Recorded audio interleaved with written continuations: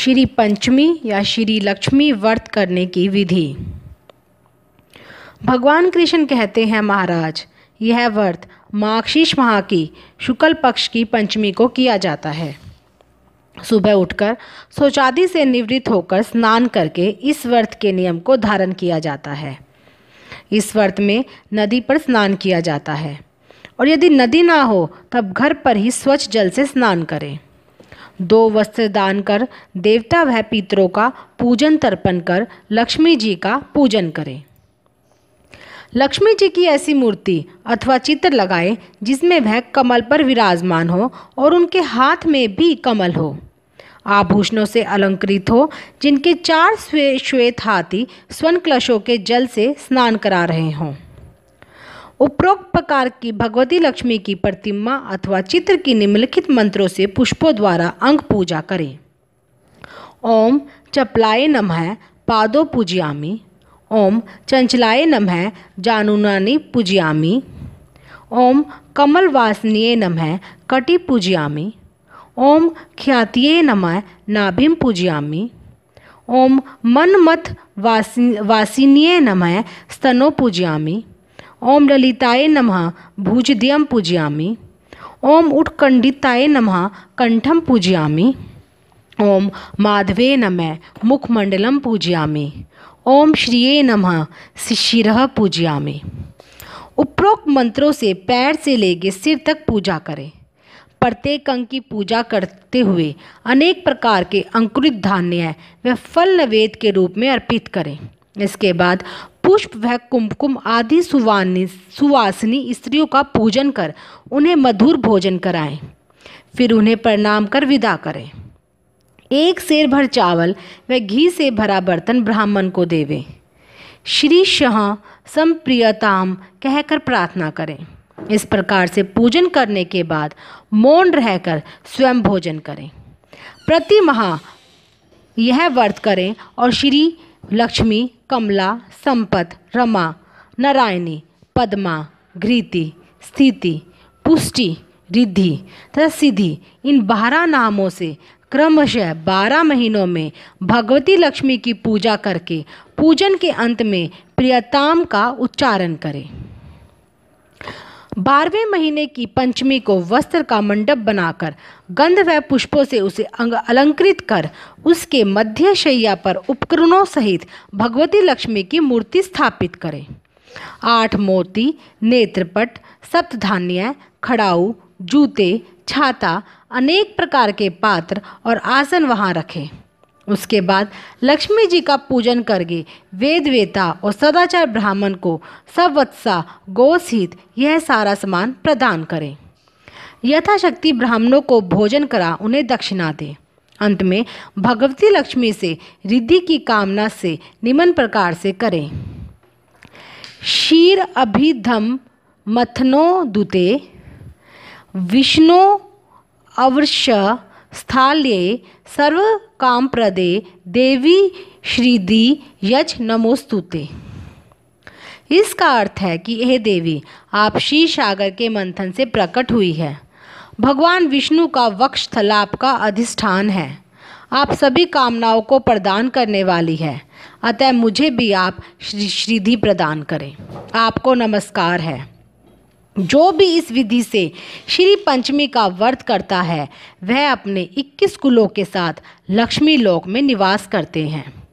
जो सौभाग्यवती स्त्री इस व्रत को करती है वह सौभाग्य, रूप, संतान और धन से संपन्न होती है तथा पति को प्रिय होती है।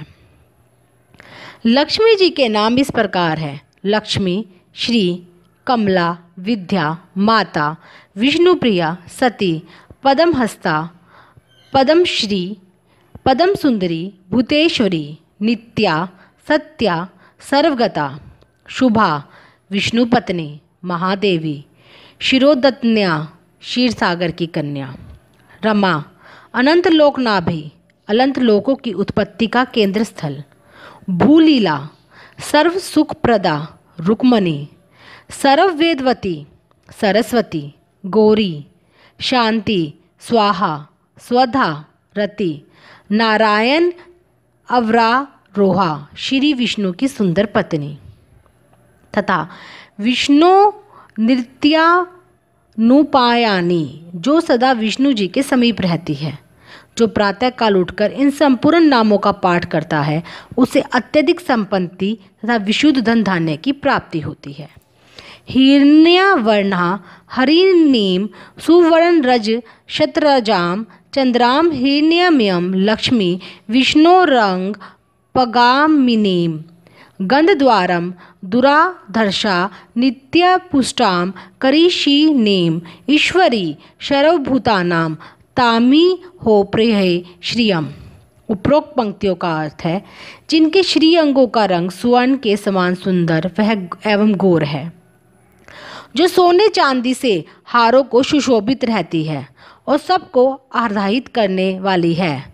भगवान श्री विष्णु से जिनका कभी वियोग नहीं होता, जो स्वर्णमयी कांति धारण करती है, उत्तम लक्षणों से विभूषित होने के कारण जिनका नाम लक्ष्मी है, जो सभी प्रकार की सुगंधों का द्वार है, जिनको प्राप्त करना कठिन है, जो सदा सभी अंगों से पुष्ट रहती है, गाय के सूखे गोबर में जिनका निवास है और जो समस्त प्राणियों की अधीश्वरी है, उन भगवती देवी का मैं यहाँ आह्वान करता हूँ।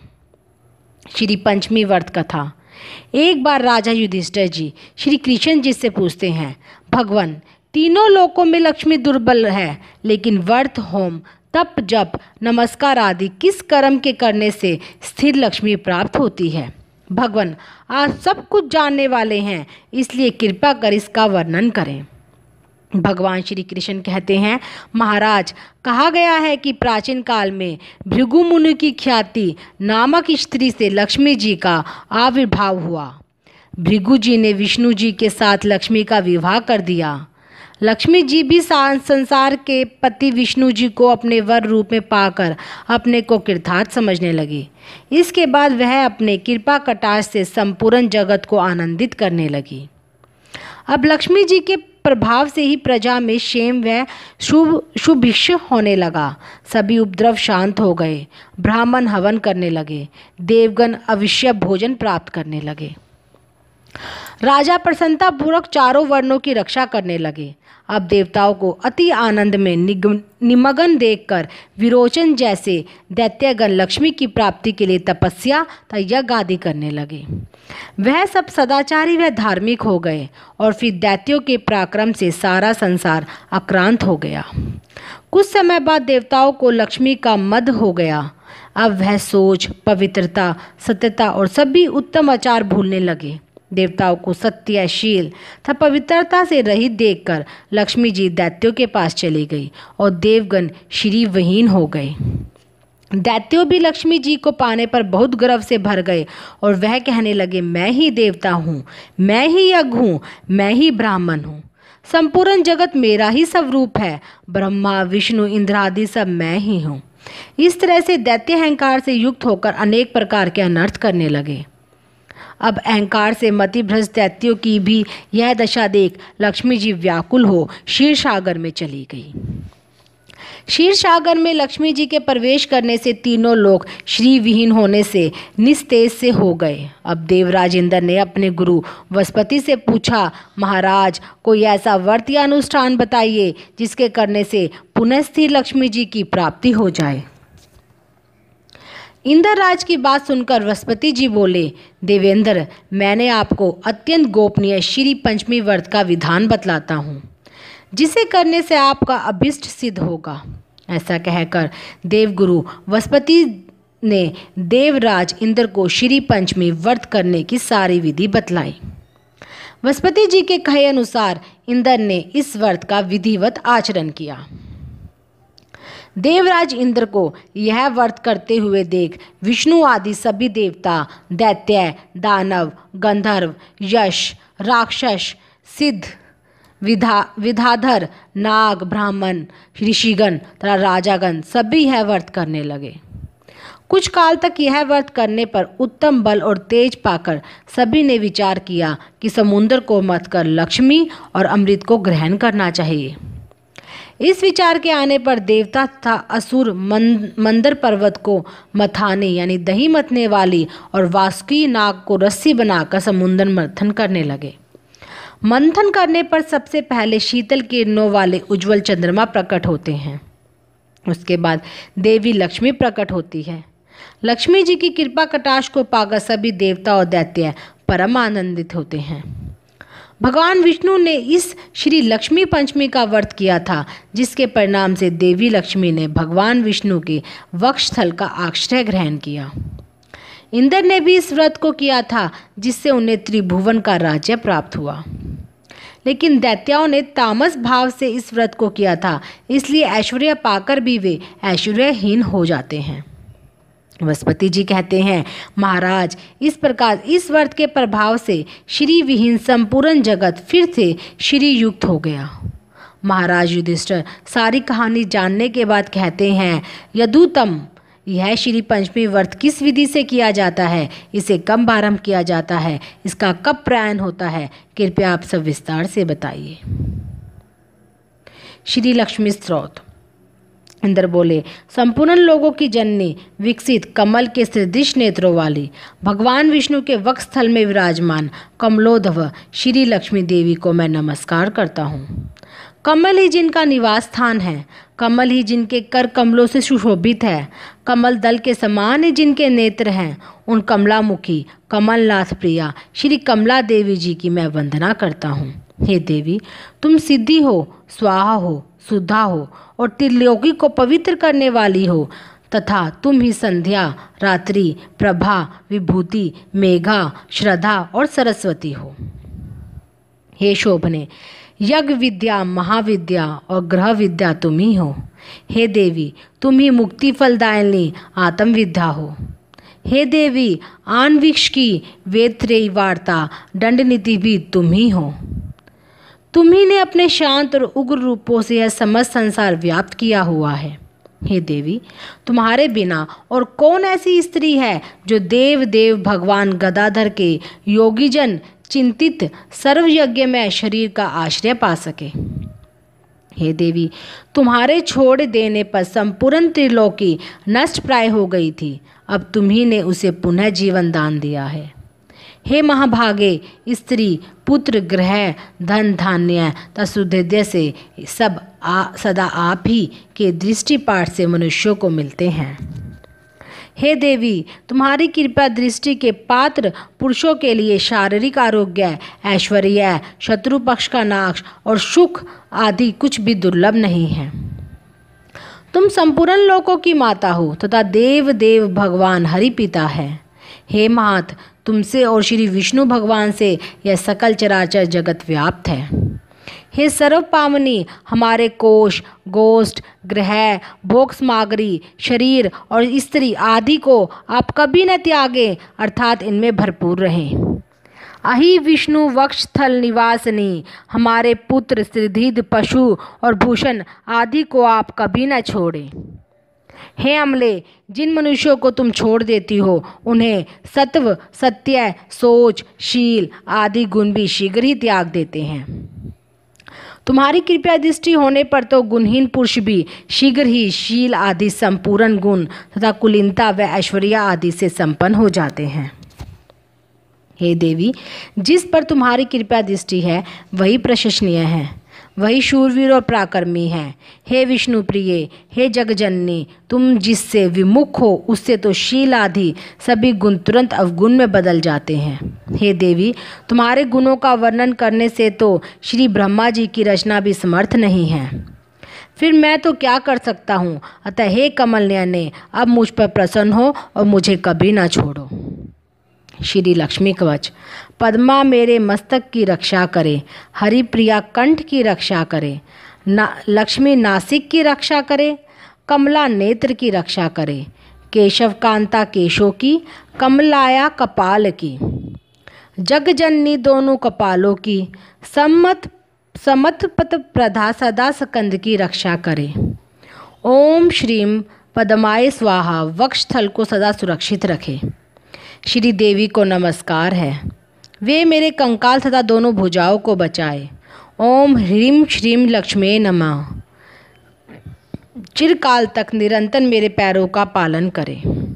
ओम ह्रीम श्रीम नमः स्वाहा, नितंब भाग की रक्षा करे। ओम ह्रीं श्रीं कलीं महालक्ष्मी स्वाहा सब ओर से सदा मेरा पालन करे। श्री लक्ष्मी जी की आरती। विष्णु प्रिया सागर सूता महिमा अपरंपार, विष्णु प्रिया सागर सूता महिमा अपरंपार, सुख संपत्ति धन धान्य से भर दो माँ भंडार, सुख संपत्ति धन धान्य से भर दो माँ भंडार। ओम जय लक्ष्मी माता मैया जय लक्ष्मी माता, तुमको निश दिन सेवत मैया जी को निश दिन सेवत हरि विष्णु धाता। ओम जय लक्ष्मी माता, उमा ब्राह्मणी रमा तुम ही जग माता मैया तुम ही जग माता, सूर्य चंद्रमा ध्यावत सूर्य चंद्रमा ध्याव नारद ऋषि गाता। ओम जय लक्ष्मी माता, दुर्गा रूप निरंजनी सुख संपत्ति दाता मैया सुख संपत्ति दाता, जो कोई तुमको ध्यावत मैया जी को जो कोई ध्यावत रिद्धि सिद्धि धन पाता। ओम जय लक्ष्मी माता, तुम पाताल निवासनी तुम ही शुभ दाता तुम ही शुभ दाता, कमल प्रभाव प्रकाशनी कमल प्रभाव प्रकाशनी भवनिधि की त्राता। ओम जय लक्ष्मी माता, जिस घर में तुम रहती सब सद्गुण आता मैया सब सद्गुण आता, सब संभव हो जाता सब संभव हो जाता, मन नहीं घबराता। जय लक्ष्मी माता, तुम बिन यज्ञ न होवे वस्त्र न कोई पाता मैया व्रत न कोई पाता, खान पान का वैभव खान पान का वैभव सब तुमसे आता। ओम जय लक्ष्मी माता, शुभ गुण मंदिर सुंदर शिरोधड़ी जाता मैया शिरोधड़ी जाता, रतन चतुर्दश तुम बिन रतन चतुर्दश तुम बिन कोई नहीं पाता। जय लक्ष्मी माता, महालक्ष्मी जी की आरती जो कोई जन गाता मैया जो कोई नर गाता, उरानंद समाता उरानंद समाता पाप उतर जाता। ओम जय लक्ष्मी माता ओम जय लक्ष्मी माता मैया जय लक्ष्मी माता।